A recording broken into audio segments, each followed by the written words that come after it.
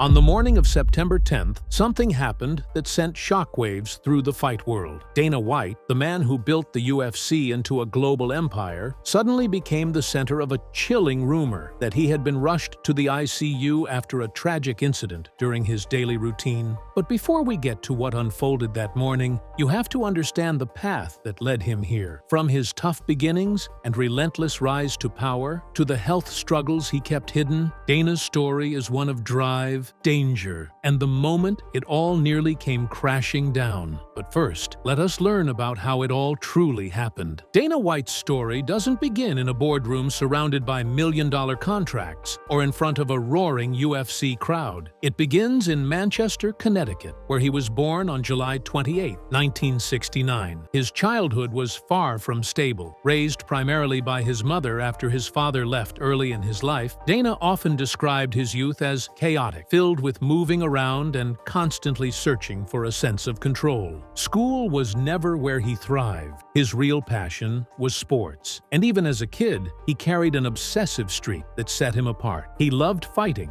boxing in particular, and he quickly became known as a scrappy kid who didn't back down from confrontation. White once said that he hated feeling powerless, and that became a driving force throughout his youth. While many saw combat sports as a hobby or an outlet, for Dana, it was survival. He learned early that the world wasn't kind, and if he wanted something, he had to fight for it, literally and figuratively. His rebellious streak also meant trouble. He dropped out of college, refusing to walk a path he didn't choose for himself. Instead, he took up boxing as both an escape and a potential career. But things weren't smooth. In Boston, where he spent a portion of his young adult life, White worked as a boxing instructor, scraping by on what little he made while running cardio classes. He was ambitious, but broke, and the ceiling above him seemed low. Then came an encounter that would push him westward. Threats from notorious mob figure Whitey Bulger's associates. Dana was told he owed money, and that if he didn't pay, things would turn violent. Rather than cave, Dana ran. He packed his life into a single bag and fled Boston for Las Vegas, a city that would shape his destiny. Las Vegas was where the pieces began falling into place. He started teaching boxercise classes to make ends meet, eventually managing fighters. In this chaotic desert town where boxing legends came and went, Dana found opportunity. What started as a kid's love for combat sports was slowly becoming something bigger. He wasn't just interested in fighting anymore. He was learning how the fight business worked, and he was determined to bend it to his will. In Las Vegas, Dana White's ambitions grew sharper. He began managing fighters, including Chuck Liddell and Tito Ortiz, names that would later become synonymous with the UFC's rise. But back in the mid to late 1990s, the UFC was anything but mainstream. The organization was on the brink of collapse, dismissed by politicians and critics as human cockfighting. It had little regulation, sponsors were non-existent, and major television networks wanted nothing to do with it. To many, the UFC was a failed experiment, destined to disappear. Dana, however, saw potential where others saw a dead end. He recognized that mixed martial arts could be more than underground brutality. It could be the next evolution of combat sports. But vision alone wasn't enough. He needed money and power behind him. That came through his childhood friend, Lorenzo Fertitta, a casino executive with deep pockets and connections in Nevada's Athletic Commission. In 2001, Dana convinced Lorenzo and his brother Frank to purchase the UFC for $2 million, a deal that would later be remembered as one of the greatest investments in sports history. Dana himself was made president of the company, a role that gave him both authority and an unforgiving spotlight. The early days weren't glamorous. The UFC was hemorrhaging money, losing tens of millions while trying to stay afloat. White became the relentless salesman, knocking on doors, cutting deals, and fighting tooth and nail to keep the organization alive. The turning point came in 2005 with the launch of The Ultimate Fighter, a reality TV show that brought MMA into living rooms across America. With Dana as the no-nonsense host, barking orders and making bold statements, he became just as much of a character as the fighters themselves. Viewers tuned in not only to watch the fights, but to see what Dana White would say or do next. By the mid-2000s, The UFC had transformed into a cultural juggernaut, and Dana White was its beating heart. His reputation as brash, ruthless, and unfiltered earned him critics, but it also built the UFC into a billion-dollar empire. Fighters respected him, feared him, and sometimes despised him, but none could deny that Dana White was the driving force behind their careers. Every big fight, every pay-per-view, every historic moment seemed to have his fingerprints on it. Yet beneath the bravado and endless grind, the pressure was mounting, and Dana's health, already fragile from years of non-stop stress, was slowly becoming a ticking clock. By the mid-2000s, Dana White was no longer just a fight promoter. He was the face of a global movement. His vision for the UFC was simple but audacious: turn a sport that was banned in multiple states into a mainstream powerhouse. He wanted it on TV screens, in video games, and on posters lining Times Square. And slowly, that vision became reality. The UFC expanded into new markets, brought in bigger crowds, and secured pay-per-view numbers that rivaled boxing's golden age. White's aggressive business style made him stand out. He wasn't the kind of executive who stayed in the shadows. Instead, he injected himself directly into storylines, feuds, and controversy. If a fighter had a problem, Dana addressed it personally. If critics dismissed MMA, Dana fired back with profanity-laced tirade. This no-filter personality made him polarizing, but it also made him magnetic. Fans and fighters alike knew he wasn't just another suit. He was a fighter in his own way, waging war in boardrooms and press conferences instead of cages. The empire he built was not without cost. UFC events expanded globally, from Abu Dhabi to London, from Rio de Janeiro to Sydney. The travel was constant, the pressure unrelenting. Dana worked relentlessly, often describing himself as obsessed. He wasn't content with success. He wanted dominance. He wanted to crush competition, silence doubters, and make UFC synonymous with combat sports itself. Financially, the empire exploded. Sponsorship deals flooded in. Video games put fighters in the hands of millions of players, and the UFC's sale to WME-IMG in 2016 for $4 billion cemented its place as one of the most valuable sports organizations in the world. Dana remained at the helm, pocketing his share while continuing as the public face of the UFC. Yet while the numbers painted a picture of triumph, the man behind them was battling something no money could buy off: time, stress, and his own health. The empire had been built, yes, but maintaining it required a toll that was invisible to the cameras. Dana White had become indispensable to the UFC's identity, but being indispensable came with a cost. He couldn't ever stop, not for a moment. As the UFC reached global dominance, Dana White embraced a lifestyle that reflected his position. He was often seen jetting across the world in private planes, attending major fights, conducting press conferences, and throwing himself into every detail of the business. His image became larger than life, the bald, brash promoter in a tight t-shirt, unafraid to say what everyone else avoided. He was a character in his own promotion, a living embodiment of the UFC brand. But the image of invincibility was deceptive. Dana White's daily routine was punishing. He lived by extremes: high-pressure negotiations, sleepless nights, planning events, and a constant state of motion. Even his vacations often turned into work trips, with fighters calling him at all hours and crises erupting no matter where he went. In interviews, he admitted that he thrived on chaos, that he loved the constant grind. But the body doesn't thrive the same way the mind thinks it can. He also became known for his fiery temper and confrontational nature. Fans loved it when he tore into journalists, called out fighters, or made bold promises. But behind the scenes, those same bursts of intensity reflected a man under constant strain. When the UFC faced scandals, fighter disputes, or global controversies, Dana White was always the one on camera, absorbing the blows. That spotlight was relentless, and so was the stress that came with it. Even as his wealth skyrocketed, Dana wasn't immune to criticism. His decisions about fighter pay, health benefits,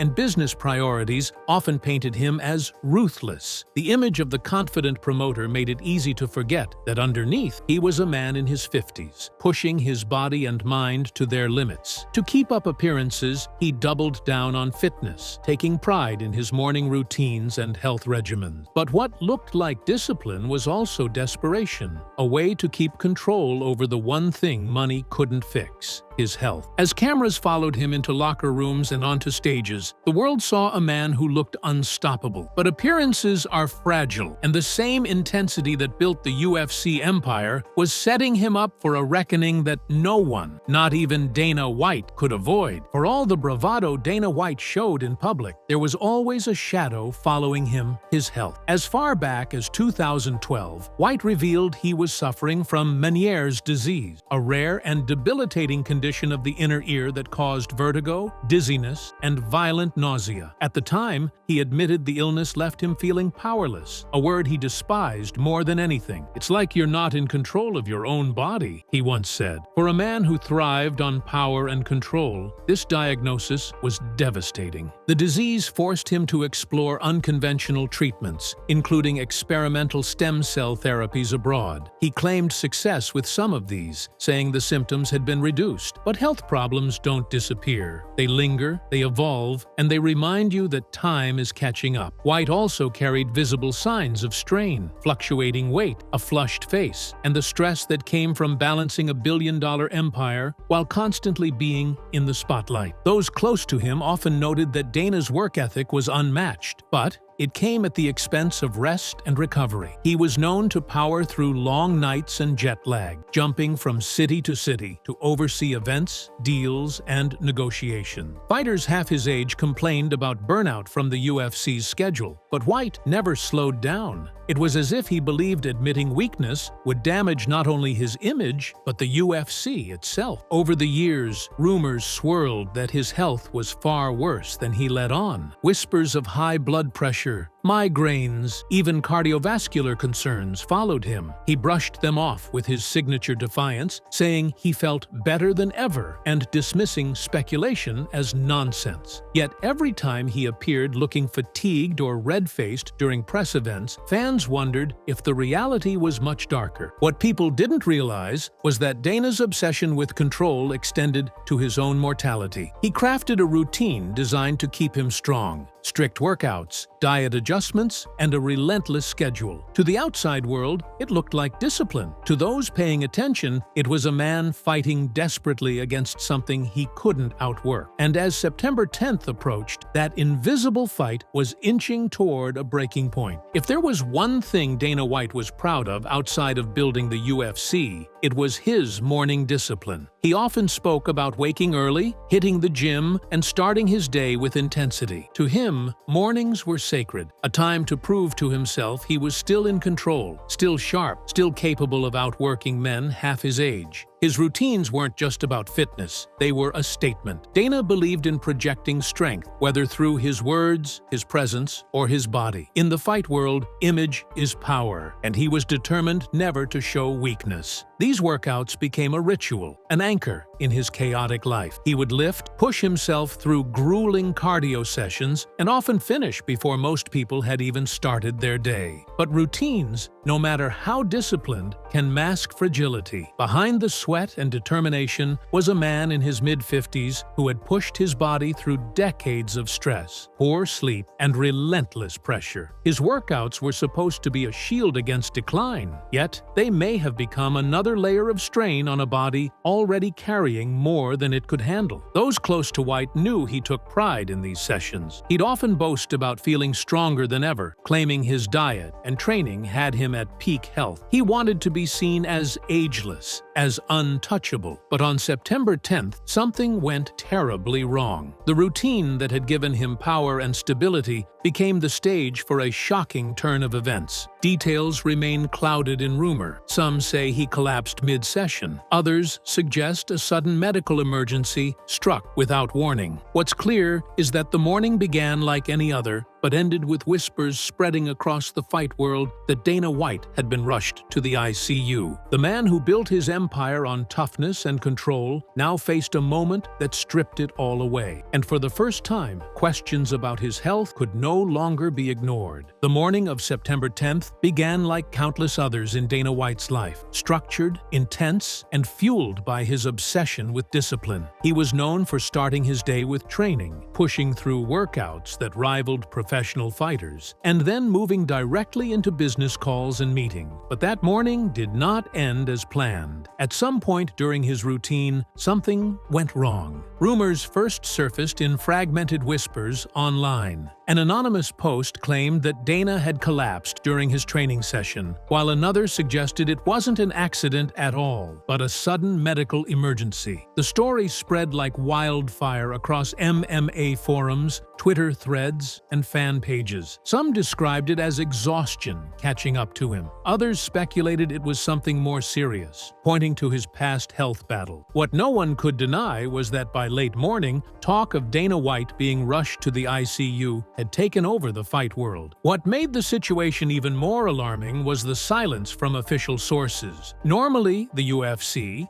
a company built on spectacle and publicity, was quick to issue statements, even if only to diffuse rumors. This time, however, there was nothing. No comment, no denial, no reassurance. The absence of clarity only amplified the panic. Fans began dissecting his recent public appearances, zooming in on his face, noting whether he looked fatigued, red, or unstable. Every press conference clip became evidence in the court of speculation. What made the story so gripping wasn't just that Dana White had allegedly been hospitalized. It was that this man, who had built his reputation on invincibility, suddenly looked vulnerable. For years, he had presented himself as untouchable, always in command, always ready with an answer or a fight. But on September 10th, the illusion cracked. Whether he had collapsed from exhaustion, suffered a cardiovascular event, or encountered another complication entirely, no one outside the closest circle knew for sure. And the UFC's refusal to confirm details left the public spiraling into rumor and fear. For a man who had made his name by controlling narratives, Dana White had just become the subject of one he couldn't control. The fallout from the September 10th rumors was immediate and chaotic. Within hours, fighters past and present began posting cryptic messages on social media. Some wished him well without directly referencing the incident, fueling suspicions that they knew more than they could publicly admit. Fans latched onto every word, interpreting silence as confirmation